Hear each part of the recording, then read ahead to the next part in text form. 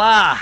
Estamos aqui novamente para mais uma edição do nosso Bora Falar de Negócios, nessa tarde, nessa noite, nessa madrugada, nessa manhã, depende muito da hora que você vai estar assistindo aqui essa entrevista do nosso podcast aqui.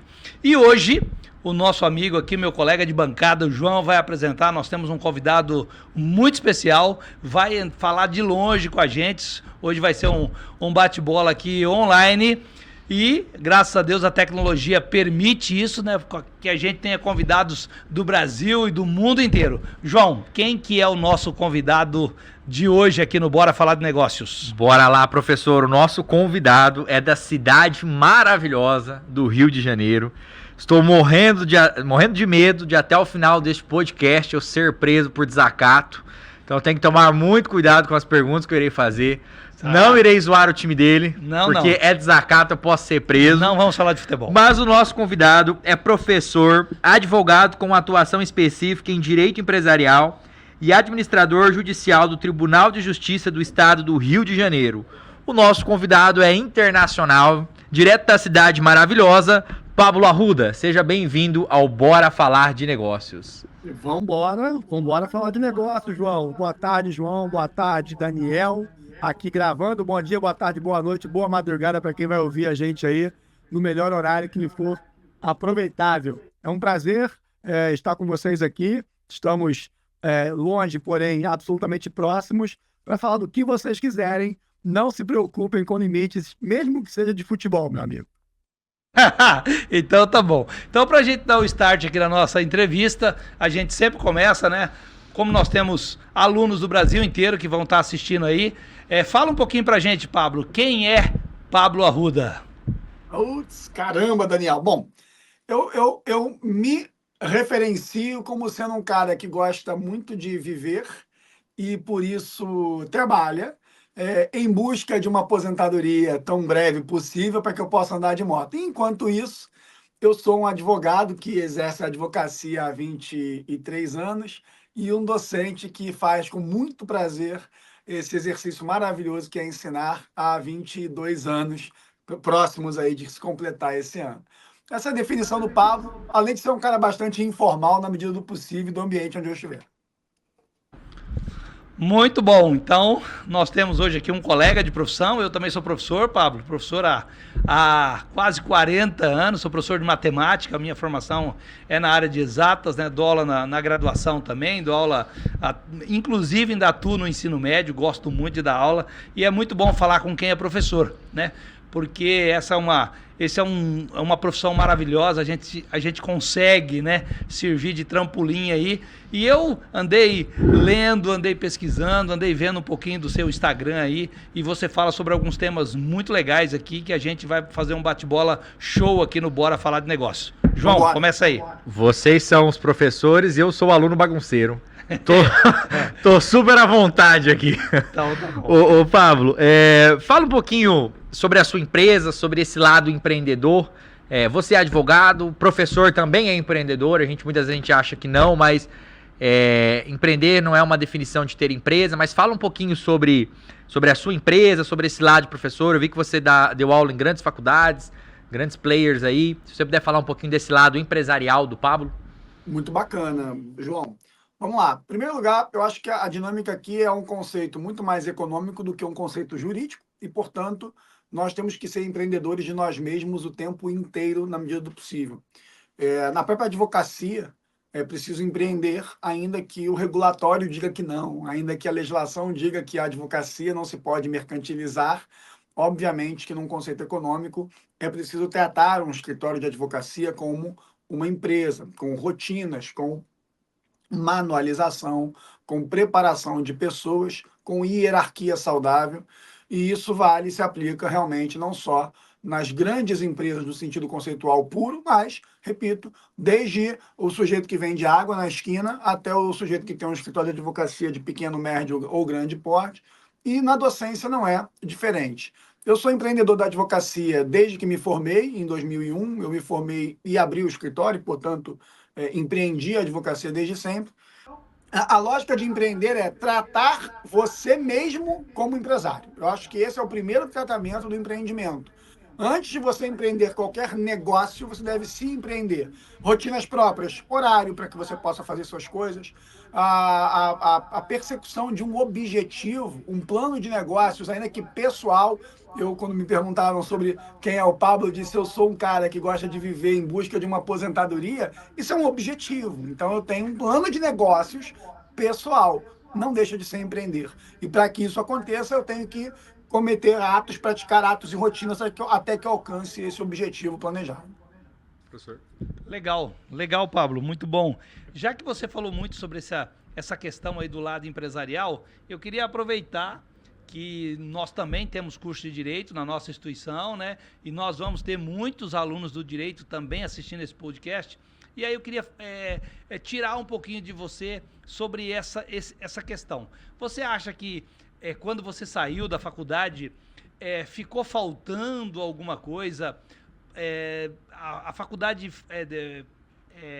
pecou nesse lado, na sua formação, em relação a empreender, como se lançar no mercado? Porque, como você mesmo falou, o escritório de advocacia é uma empresa, é uma grande empresa. A gente tem aqui na cidade escritórios gigantes com vários advogados, escritórios que tem que trabalhar marketing, que tem que trabalhar a questão de mídias sociais, isso é muito forte.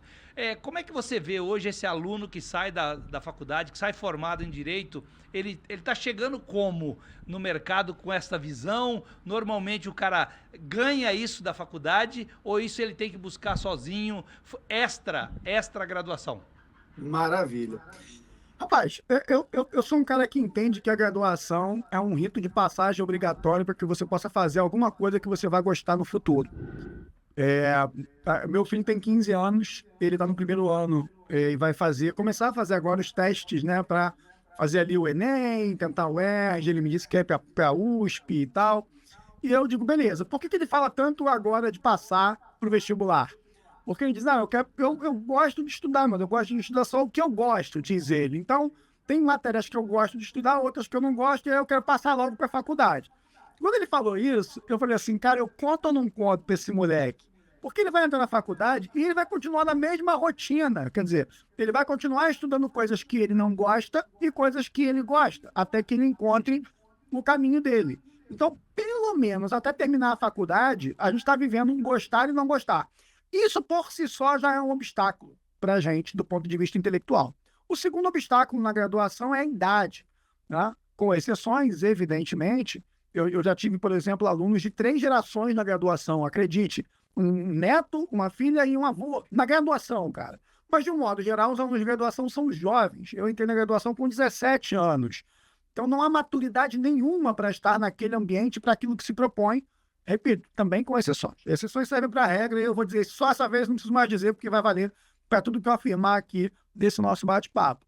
Então, eu acho que o grande problema da graduação independente de se oferecer, por exemplo, conceitos e estratégias empresariais, mesmo que num curso de Direito, ou num curso de Medicina, ou num curso de Contabilidade, eu acho que o problema maior não está nem na estrutura dos cursos, mas no momento relacional. É o momento do aluno com a faculdade. Aquele momento relacional é um momento que é muito difícil para a imensa maioria alcançar a compreensão do que está vivendo, para que está vivendo. Por isso que normalmente isso acaba acontecendo já no dia a dia e, portanto, já batendo na vida, já tomando porrada, já dando porrada e aprendendo com a vida. Agora, isso não significa que não haja facilitadores para isso, senão eu estaria indo contra a minha função de educador, a sua função de educador, que é tão longeva. Eu fiquei impressionado quando você disse que tem 40 anos de docência. Eu fiquei imaginando quando você começou, muito provavelmente em vidas passadas, né? Porque você parece ter 40 anos, então é algo de vidas passadas. Mas eu acho que é muito isso, sabe, cara? Assim, é claro que eu gostaria que as faculdades tivessem mais estrutura para fomentar empreendedorismo na advocacia e em outras profissões. Mas eu sempre vou achar que é difícil, porque eu acho que as pessoas estão apenas num rito de passagem. A faculdade podia ser feita em 1 ano e meio e entregar o cara para a vida, que talvez fosse dar mais resultado. Mas as pessoas vão brigar comigo se me ouvirem falando isso. Pablo, vou fazer uma correção, tá? Eu menti pra vocês. Não são 40, é quase 40. Eu comecei em 1988. Então eu tenho, na verdade, 36 anos que eu leciono. Eu tenho 58 de idade, né? E eu comecei em 1988, né? Eu era muito jovem, eu ainda estava na faculdade, estava na graduação e apareceu uma oportunidade para lecionar numa escola privada, né? Dar umas aulas de matemática e eu entrei.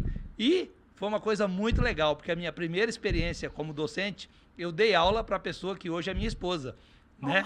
A minha esposa hoje foi minha aluna, ela era aluna do 3º ano do ensino médio, né? Isso em 1988, nós nos casamos em 93 e hoje ela é a minha esposa, então eu tive essa oportunidade de ser professor da pessoa que hoje vive comigo, né? Um momento, uma coisa muito, muito legal. Nem o João sabia disso. Não sabia. Ficou Que sabendo legal, agora cara. aqui na bancada. Não, e o Pablo seja, é muito simpático. Desculpa, falar, perdão. Paulo. Não, eu ia falar o seguinte, a docência te trouxe realmente tudo, né?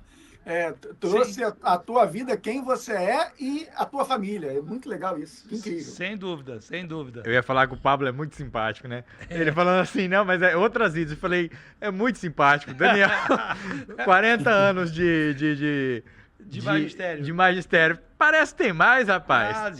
Não, mas é que sabe o que eu acho, João? Eu acho que o Pedro da equipe aí tá aplicando filtro na imagem da câmera aí, porque o pode Daniel ser, pra mim tá pode parecendo ser. bem mais jovem, viu, cara? As câmeras aqui são... Tem as câmeras de 4K, as câmeras aqui são de 12K e elas melhoram a gente. Muito Barbaridade. bom. Vamos melhorar você também. Depois você vai ver no podcast que você vai estar com a aparência fantástica. Vai lá, João. Ô Pablo, você é advogado e é administrador, e a gente falou dessa sucessão de aluno para empreender. Mas num contexto geral, qual você acha, e aí eu acho que ninguém melhor que você, estando desse lado jurídico do negócio, qual a maior dificuldade hoje você acha para quem quer empreender? Não só nessa sucessão de graduação para empreender, mas num contexto geral. No Brasil a gente tem um dado alarmante e o Dia do Trabalhador foi ontem e isso salta aos olhos, né? Que no Brasil, a cada minuto, 4 empresas fecham. E foi o que aconteceu em 2023. Qual a maior dificuldade de empreender e um adendo? Por que as empresas, na sua opinião, fecham tanto? Uma maravilhosa pergunta, cara. Primeiro, eu acho que é autodeterminação. A questão é humana, autodeterminação. Quando eu vejo um advogado, por exemplo, metrificando o seu preço pelo trabalho dele, ele não é empreendedor. Esquece. Ele é aquele mesmo cara que 2000 anos atrás fazia, por exemplo, lanças, espadas e facas no modo medieval.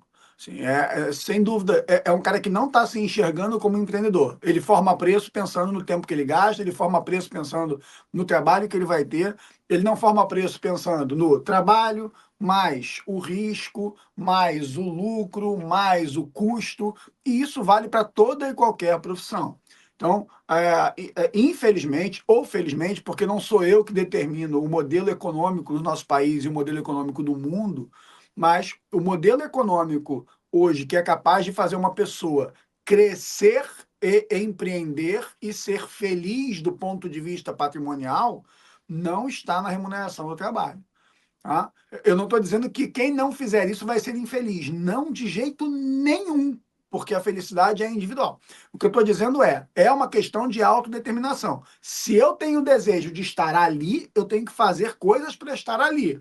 Então, se eu olho na internet o digital influencer que viaja para quando ele quiser, que ele tem o carro que ele quiser e tal, acreditem, aqueles que nós achamos idiotas na internet, às vezes, como digitais influencers, são grandes empreendedores da sua própria vida, da sua carreira. Enquanto muita gente está dizendo, não, eu não acho justo você cobrar para fazer tal serviço um valor em cima do patrimônio do cliente, porque você não vai gastar tantas horas assim. Essa mentalidade não é uma mentalidade empreendedora. Se isso o faz feliz, tudo bem, não tem problema. Eu acho que aí é uma questão de individualidade. Mas começa, para mim, João, da questão da autodeterminação. Como você se enxerga? Quem remunera trabalho não é empreendedor. Esse, para mim, é o pontapé inicial para quem quer jogar sua carreira para o empreendedorismo. Minha mãe é dentista, ela nunca foi empreendedora. Ela vai aposentar esse ano como dentista. Ela poderia ter sido empreendedora da odontologia, e aí outra vida teria diferente da que ela tem. Se mais feliz ou mais infeliz, é outra história. É com ela, não é comigo. Sensacional. Quem remunera trabalho não é empreendedor. Olha que frase absurda, cara. Muito legal. Ô Pablo, A gente está falando nessa ideia de entrar no mercado, de dar o start. O João falou sobre esse dado de fechar. E eu percebi, a gente começou ler um pouquinho sobre você e abrimos aí a sua página do Instagram, né? Você tem muitos seguidores, né? Você faz um trabalho aí, eu acredito que você deve ter um trabalho muito legal nessa parte de marketing. Eu queria saber o seguinte, como é que você trabalha essa questão do seu marketing? Como é que você vê isso? Tá? A gente sabe que hoje em dia, a nossa empresa, por exemplo, né? A gente tem um trabalho muito forte de redes sociais, né? E eu tenho certeza que você tem também, porque você trabalha com cursos, você trabalha com formação, né? E isso, automaticamente, muita coisa disso é angariado pelas redes sociais, pela internet, é muito forte. Como é que você vê isso? Talvez esse seja um dos gatilhos que esse empreendedor, quando ele começa, ele tem que olhar com um cuidado maior nesse momento atual que a gente vive. E já aproveitando para emendar uma outra pergunta, isso você acha que mudou nos últimos 4 anos, nesse período pós-pandemia? Maravilha, muito bom, Daniel. Você me ajudou aí com a sua pergunta, porque no começo você me lembrou que eu deixei o João no vácuo com uma das perguntas que ele me fez sobre o fechamento prematuro das empresas. Fechamento de empresa é algo que acontece, mesmo empresas seculares acabam sucumbindo por alguma razão. No Rio de Janeiro, a gente teve empresas que sucumbiram porque elas faziam acendimento de postes com óleo de baleia. Depois, as empresas de máquinas de escrever sucumbiram porque vieram os computadores. Em dado momento, os motoristas de táxi acharam que fossem segurar a Uber e, consequentemente, a gente vai vendo isso evoluir. Ou seja, a sucumbência de atividades econômicas pode acontecer por diversos fatores, concorrenciais, econômicos, às vezes simplesmente mudanças culturais podem fazer a empresa sucumbir. Mas essa morte prematura de empresas que a gente vê no Brasil é uma consequência de termos um país que é de empresa de dono, ou seja, de empresa familiar. A resposta disso, por exemplo, está numa matéria que teve esse mês, muito interessante, sobre a performance das empresas na Bolsa, mostrando que as corporations no Brasil não vão bem se comparadas com as empresas de dono, em que corporations são as empresas que não têm lá um controlador que tem o seu DNA aplicado à empresa. E eu estou falando de mercado de capitais, companhias abertas, né? É uma pesquisa que mostra lá a performance dessas empresas no mercado. Essas empresas que sucumbem cedo, sucumbem pelo motivo que eu falei anteriormente na frase que o João tanto gostou. Então, são empresas emprego. Quando o brasileiro resolve ter sua empresa emprego, ele é obrigado a ter a sua vida econômica manutenida por aquele negócio. Então, é a lojinha, é a padaria e tal. E o cara tem um custo de vida que, sei lá, é 30 mil por mês, 50 mil por mês. Um dia o console vai tirar dinheiro daquilo ali. Nesse momento, você está no começo do fim. Ele confunde ele com a empresa, ele remunera o trabalho, então ao invés de ele ter um emprego, ele vai ser seu próprio empregador, mas ele continua sendo empregado. Ele é empregador e é empregado de si mesmo. Está remunerando o trabalho e está tirando dinheiro da empresa, independente dela performar resultado para isso. Para mim, esse é o grande motivo da morte prematura das empresas no Brasil, que são essencialmente familiares. Em relação ao marketing, e como é que eu lido com isso? Cara, o que eu percebo assim? Primeira coisa, pessoas compram pessoas. Você pode olhar aí, pega o perfil do Elon Musk e pega o perfil da Starlink, a empresa dele. Vê quem tem mais seguidores na internet. E a resposta é super óbvia, tá, cara? Assim, é zero dúvida, a resposta é óbvia. Porque as pessoas se conectam com pessoas. Então, como é que eu enxergo o marketing? Em primeiro lugar, com personalidade. Muita gente não sabe, mas boa parte das postagens que eu faço no meu Instagram, e a identidade visual que eu estou falando mesmo, os desenhinhos com referência de motociclismo, que é algo que eu gosto e tal, sou eu que faço. Cara, eu entro, olho ali naquele negócio de fazer, como é que é? Copilot da Microsoft, e eu vou lá, pesquiso, gero a imagem, faço, porque ali tem personalidade. Quando eu estou sem tempo e a equipe faz, esquece, assim, por melhor que seja a equipe, é mais difícil traduzir a personalidade da pessoa. Obviamente que essa é uma fala não empreendedora, tá? Quer dizer, eu tenho que dar um jeito de formar equipes que consigam transmitir o meu DNA como se eu fosse. Isso é empreender, mas não é fácil. Então, a primeira coisa, Daniel, que eu enxergo é personalidade, cara. Por exemplo, eu sou advogado empresarialista, eu dou aula de societário há 22 anos, eu gosto do assunto. Como são os comercialistas no Brasil? Almofadinhas, vestidos com ternos que se esbarrar numa farpa vai abrir, vai estourar, de tão envelopados que estão, com o cabelo padronizado, um comportamento padronizado, ok, assim, tudo bem. Mas eu não consigo enxergar DNA. Assim, eu não consigo. Me parece uma fábrica de repetidos, sabe? Eu acho que o marketing hoje está muito atrás de personalidade. Isso está nítido naqueles que estão estourando. Pode pegar, cara. Não importa se para o bem ou para o mal, não importa se causando polêmica ou não. Os que estouram hoje, em qualquer segmento, eles estão estampando um DNA, eles estão estampando uma personalidade. E se mudou, para não deixar sem responder pergunta como da última vez eu deixei, mudou pra caramba, cara. Mudou pra caramba porque a gente tinha uma visão de que a gente disputava bolso.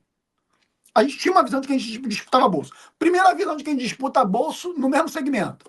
Ah, carro. Ah, o carro tal concorre com o carro tal. Depois percebemos que carro não concorre só com carro. Carro concorre com obra, carro concorre com viagem. Entre trocar de moto ou viajar para a Europa, deixa eu olhar, é uma concorrência. E as pessoas não percebem isso, elas estão achando que estão concorrendo só no mesmo segmento. Né? Essa é a chamada concorrência do bolso. Só que hoje a maior concorrência não é do bolso, João e Daniel, e Pedro, que está na técnica aí. A maior concorrência que a gente tem hoje é da atenção.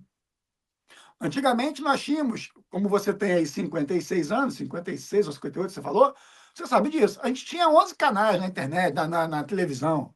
Né? O 4, a Globo, não sei o quê e tal, virava, fazia... Em dado momento, TV a cabo já dissipou a atenção. Quando você tem 500 canais, você dissipou a atenção. Hoje nós temos 220 milhões de canais no Brasil. Porque cada ser humaninho aqui é um canal. Então a atenção está dissipada. Então mudou absolutamente tudo. A gente briga hoje pela atenção. Depois da atenção, eu vou para o bolso. Primeiro a atenção.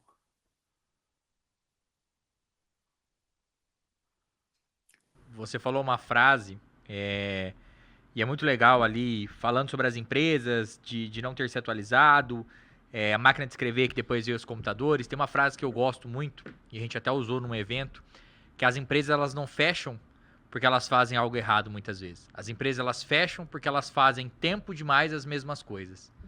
E aí a gente acaba não se atualizando nesse cenário que você descreveu aí tão bem.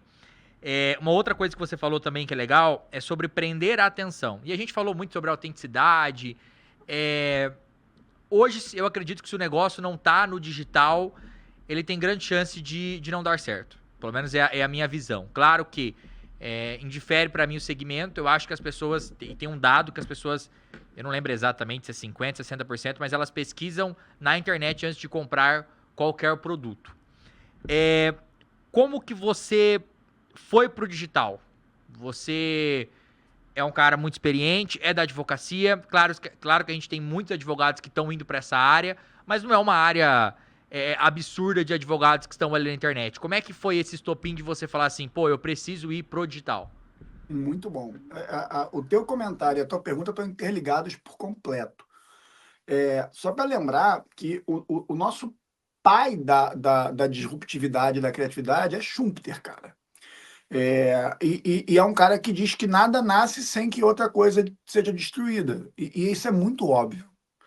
Tudo que a gente vê hoje indo está deixando alguma coisa para trás. Porque é ocupação. A gente ocupa um outro espaço de uma outra forma, melhor do que a que estava antes ocupada. E aí, isso tem a ver com a derrocada de vários negócios, e não tem jeito, assim, é derrocada porque e acabou a história, a não ser que o cara reinvente e passe a fazer de um outro jeito, e às vezes o tempo da piada já passou.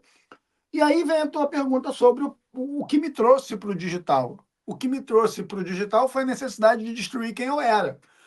Que foi o que me tirou da aula na graduação para dar aula na pós-graduação, que me tirou da aula na pós-graduação para dar aula em cursinho preparatório, que me tirou do cursinho, foi o oposto, né? Da graduação para o cursinho, do cursinho para pós, e depois da pós para o digital.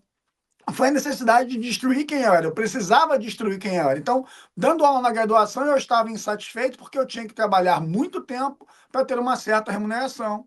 E dando aula em cursinho preparatório, eu aumentei minha remuneração, mas eu não gostava do conteúdo que eu tinha que passar, por conta da forma que eu tinha que passar, aquela objetividade cartesiana do cursinho, que não nos permite pensar tanto, apesar de uma remuneração melhor.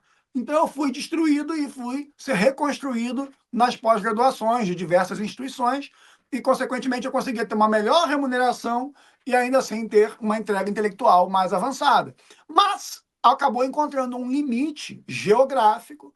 Eu já tinha vários cursos que eu viajava para dar, independente de ser curso vinculado à instituição, e aí eu resolvi destruir esse outro Pablo e construir o Pablo, que é do digital, onde eu tenho uma amplitude muito maior de pessoas para quem eu posso entregar o que eu sei, aumentando a minha remuneração tranquilamente e dando mais retorno para mais gente poder pensar melhor e fazer a mesma coisa. Então é um gain-gain danado. Assim. Esse universo é um universo maravilhoso. Ninguém perde desse universo, só se quiser. Só quem compra, por exemplo, um curso no digital e não assiste, como quem compra um curso de graduação e vai para a aula e fica, né, olhando para o nada. Mas quem vai para o jogo querendo é gain-gain. Então esse foi o grande motivo pelo qual eu migrei para o digital. Eu queria destruir quem eu era para construir uma outra pessoa, e vá saber onde eu vou estar daqui a pouco. Meu objetivo é destruir esse Pablo em 9 anos, para que com 55 anos eu esteja só andando de moto. Antes de passar para o Daniel, principalmente para quem está nos assistindo agora, você falou uma coisa que eu acho que é muito legal, e tem um livro que chama O Dilema dos Milênios, que é de um convidado que nós trouxemos aqui, que é o Leonardo Capel, e ele fala muito dessa desconstrução de pessoa, quando a gente precisa se desconstruir para inovar, para mudar, enfim. Acho que a maior dificuldade é a mudança, mas na sua opinião, qual a maior dificuldade de você se desconstruir, de você sair da sua zona de conforto, e aí eu coloco um aspas, porque eu acho que a própria pergunta já diz, é sair da zona de conforto, mas qual que é o empurrão que esse cara tem que ter para ele falar assim, eu preciso mudar de vida?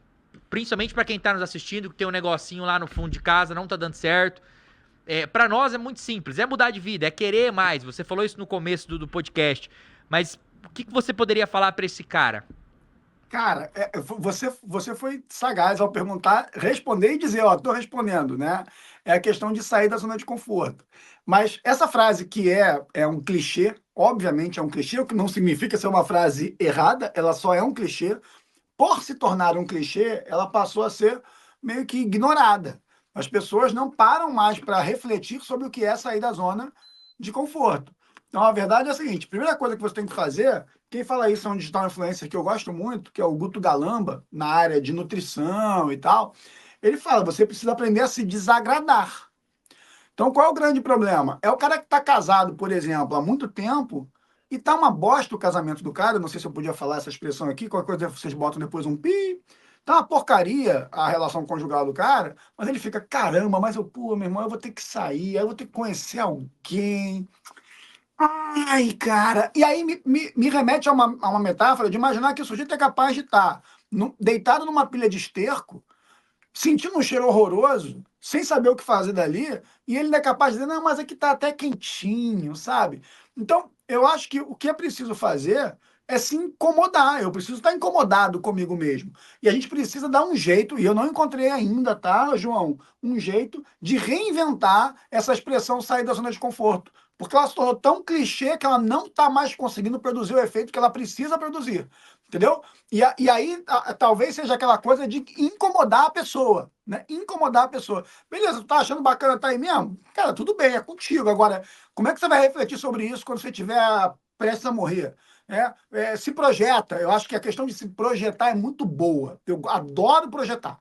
Né? Caramba, se eu continuar como eu tô, daqui 20 anos eu vou ficar muito chateado comigo ou pouco chateado comigo? Aí eu já começo a falar, melhor eu mudar agora, cara, porque se eu continuar aqui, eu vou ser obrigado a me suportar até o último dia da minha vida. Então eu preciso me tratar bem, eu preciso gostar de mim. E se daqui 20 anos eu olhar para trás e eu não gostar do que eu fiz, eu vou ter um problema seríssimo comigo mesmo. Então é melhor resolver isso agora. Eu não sei como, sabe, João? E é uma proposta que eu faço até para os alunos. Se alguém quiser criar aí um grupo de pesquisa, um bate-papo, para saber o seguinte: como é que a gente reconstrói a ideia de sair da zona de conforto para que ela possa produzir o efeito que ela precisa produzir e não tem sido produzido por conta do clichê que se tornou. Foi Cara, foi muito profundo. legal. Eu gostei dessa ideia do você falar assim, tem que ter uma quebra, você tem que chegar num determinado momento e falar assim, pô, não é isso que eu queria. E você tem que procurar falar assim, não, eu quero uma coisa diferente, eu quero projetar uma coisa diferente. E aconteceu uma coisa comigo muito, muito legal, Pablo, eu vou compartilhar com você, o João já sabe um pouco dessa história, mas uma coisa muito interessante. Em 2019, eu tive a oportunidade de ir para a Europa com a minha família, sabe? Eu nunca tinha feito uma viagem assim, longa, né? E aí eu fui, meu filho tinha 19 anos, a minha filha tinha 24, né? E eu, a esposa e os dois fomos lá, ficamos uns 20 dias na Europa, né? E fomos à Holanda, fomos à Bélgica, fomos à Inglaterra e terminamos o passeio na França. E aconteceu uma coisa muito interessante, cara. Quando logo chegou no aeroporto, eu desembarquei em Amsterdã e eu fui parado pela imigração lá, pela polícia holandesa, né? E aí me chamaram no canto e eu não falava inglês, cara. E eu não falava inglês. E aconteceu uma coisa muito legal. Aí quem veio me socorrer? O meu filho.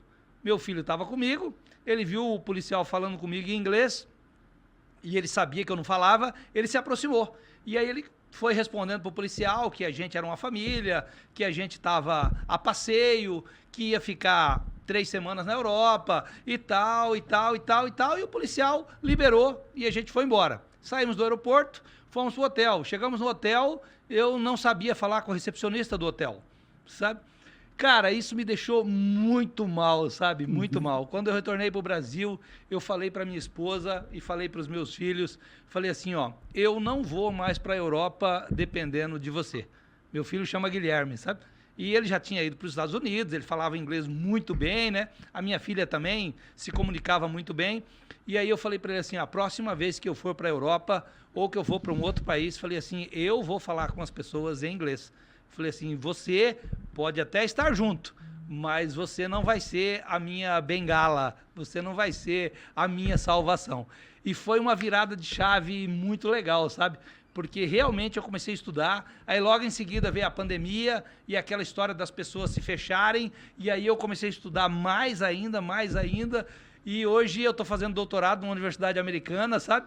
Eu assisto aula em inglês, eu converso com meus colegas, com meus professores em inglês, e tudo foi uma virada de chave, assim, eu falei, pô, meu filho tem 19 anos e ele faz esse treco aí, por que eu não posso fazer? Eu já vou me aposentar daqui uns dias, vou querer viajar muito mais depois que eu me aposentar. Falei assim, eu tenho que tomar uma decisão diferente. E foi muito disso, sabe? Foi uma coisa que me chacoalhou, assim. Aqueles 20 dias mudou a minha vida. E foi mesmo, foi muito legal. E essa sua ideia de falar assim, ó, para você construir um novo cara, você tem que sair da zona de conforto, você tem que deixar de fazer algumas coisas e passar a fazer novas coisas, sabe?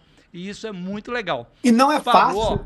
Daniel, pode falar. vou te interromper um segundo só para completar o seguinte. E não é fácil, porque às vezes Não. a gente fala. É até importante que as pessoas saibam que não é fácil, porque senão elas não conseguem e parece que elas são incapazes de conseguir. Então, assim, entendam, não é fácil fazer isso. Vocês acham que foi fácil dizer para uma grande instituição de ensino em dado momento, olha, me desculpe, eu vou pedir demissão aqui da graduação porque eu não tenho mais condições de manter essa rotina, porque eu já estou viajando bastante para dar aula em outros lugares e tal, e deixar um lugar que eu gostava, e depois da aula em instituições, eu vou falar aqui de instituições oficiais, para não falar de outras instituições de ensino, mas como Escola da Magistratura do Rio de Janeiro, Escola da Magistratura Federal do Paraná, Escola da Magistratura do Espírito Santo, e pô, instituições que carimbam a gente, e você fala assim, cara, me desculpe, mas eu não consigo mais atender isso porque eu quero fazer outra coisa.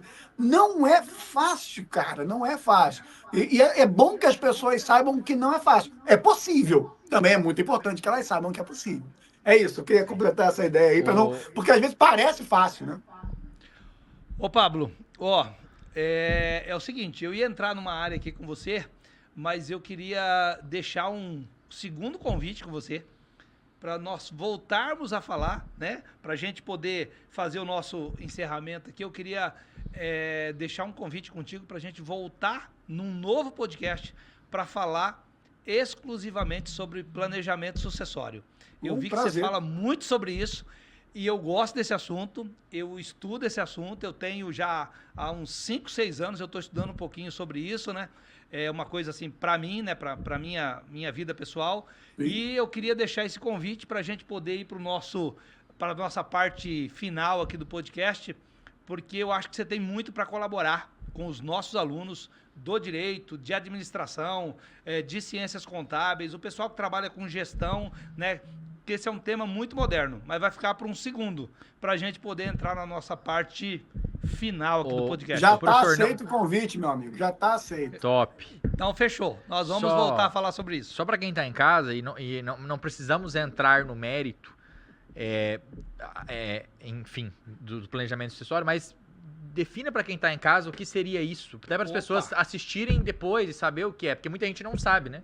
Claro, claro. Ô, Pablo, então vou deixar você, fazendo um spoiler aí então do podcast número 2, fala um pouquinho aí sobre essa sua área de atuação, o que é esse planejamento sucessório, que aí vai ser o nosso aperitivo do podcast número 2. É o corte pra gente poder fazer o podcast 2. Vamos usar esse corte pra fazer a chamada, né? É isso aí. É razoavelmente fácil de definir isso, tá? Em primeiro lugar, o planejamento sucessório é uma aba do planejamento patrimonial. Tá?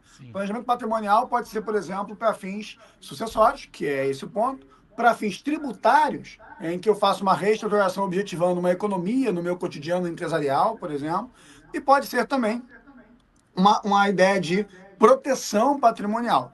E as três coisas podem estar em conjunto ou não. A lógica do planejamento sucessório é que você promova um conjunto de providências multidisciplinares e interdisciplinares para organizar o patrimônio e sucedê-lo da melhor maneira possível, da maneira menos custosa possível. E fazendo também, dando segurança jurídica aos interesses do patrimonialista.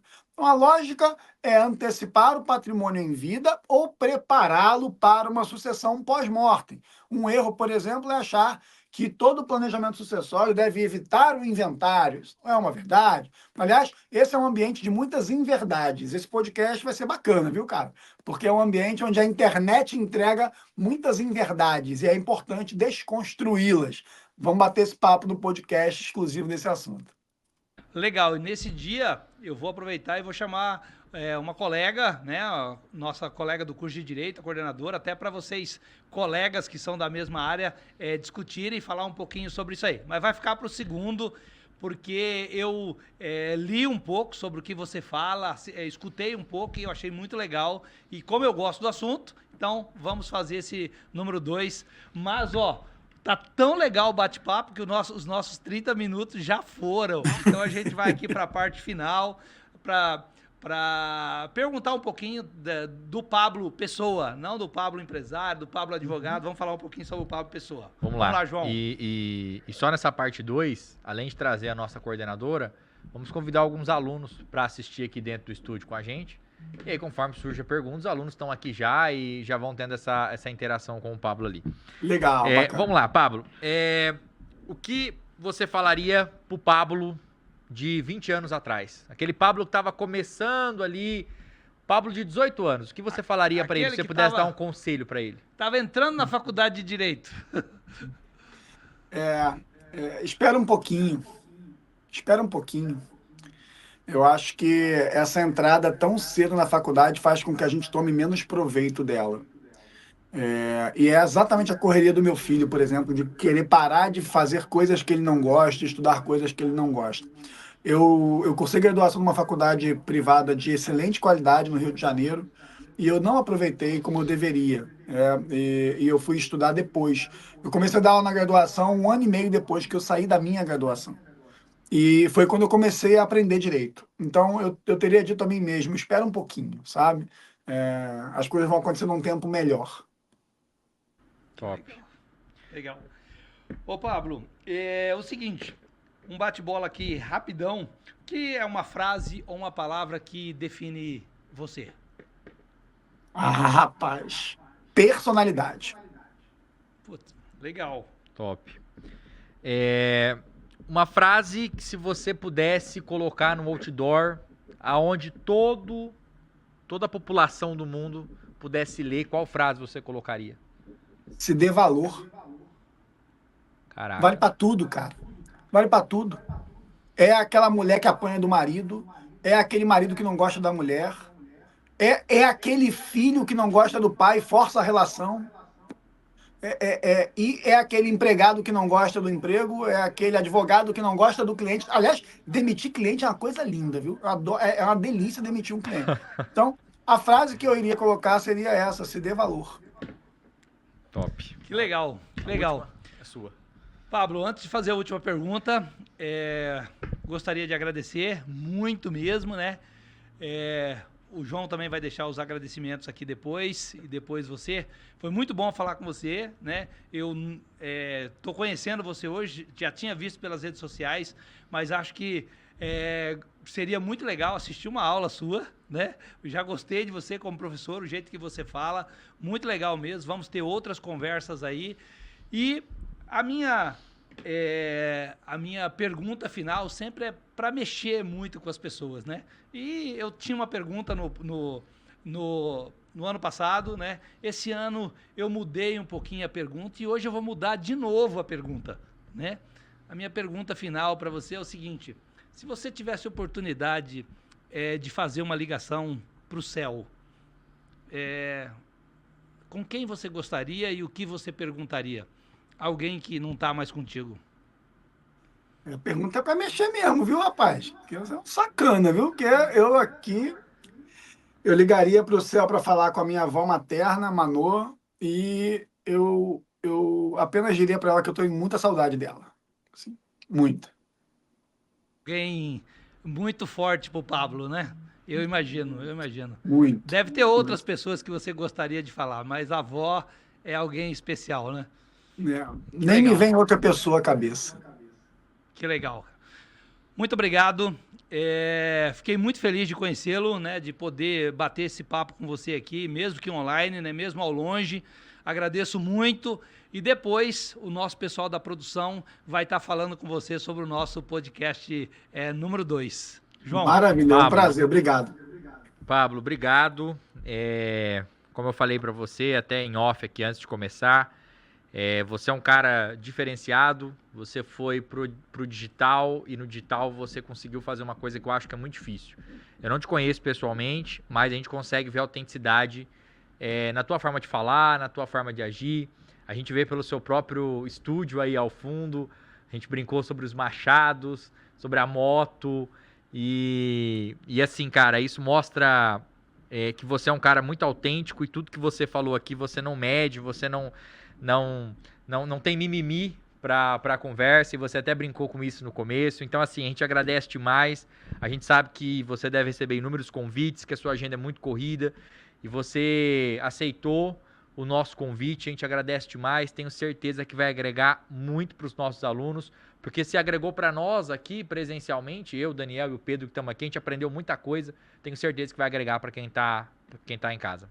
Palavra tua, Pablo. Bacana. Obrigado. João, Daniel, obrigado pelo convite de vocês. Obrigado ao Pedro aí pelo apoio na técnica.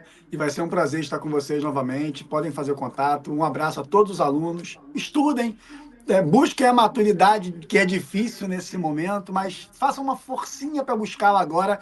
Ela virá melhor depois, mas façam uma forcinha que vai encurtar aí o caminho para que vocês possam buscar a felicidade plena de vocês, pessoal. Obrigado aí, pessoal.